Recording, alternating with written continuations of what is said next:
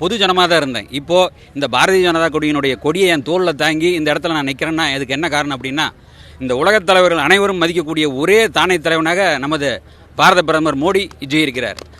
ரஷ்ய அதிபர் புடினாக இருக்கட்டும், அமெரிக்க அதிபர் ட்ரம்பாக இருக்கட்டும், அல்லது யூரோப் கண்ட்ரியினுடைய அதிபர்களாக இருக்கட்டும், அல்லது ஆப்பிரிக்க கண்ட்ரியினுடைய அதிபர்கள், அரபு எமிரேட்ஸினுடைய அதிபர், அனைவரும் மதிக்கக்கூடிய ஒரே தலைவன் நமது பாரத பிரதமர் மோடி.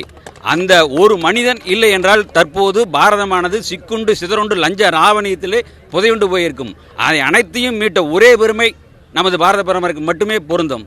அந்த காலத்திலே இரும்பு மனிதர் என்று சர்தார் வல்லபாய் பட்டேலை சொல்வார்கள். தற்போது அந்த பட்டத்திற்கு பொருத்தமான ஒரே மனிதர் நமது பாரத பிரதமர் ஐயா. அவருடைய வருகையை இந்த தமிழகத்திற்கு தெரிவிக்கப்படுத்த வேண்டும். இந்த பாரதமெங்கும் அவருடைய வெற்றி ஜொலிக்க வேண்டும் என்ற ஒரே காரணத்துக்காகத்தான் நான் தற்போது தங்கள் முன் பேசிக் கொண்டிருக்கின்றேன். பாரத் மாதா கி ஜெய். 234 தொகுதிகளிலும் இந்த தேசிய ஜனநாயக கூட்டணியினுடைய கூட்டணிகள் வெற்றி பெறுவதற்கான வாய்ப்பாக அது தெரிகிறது.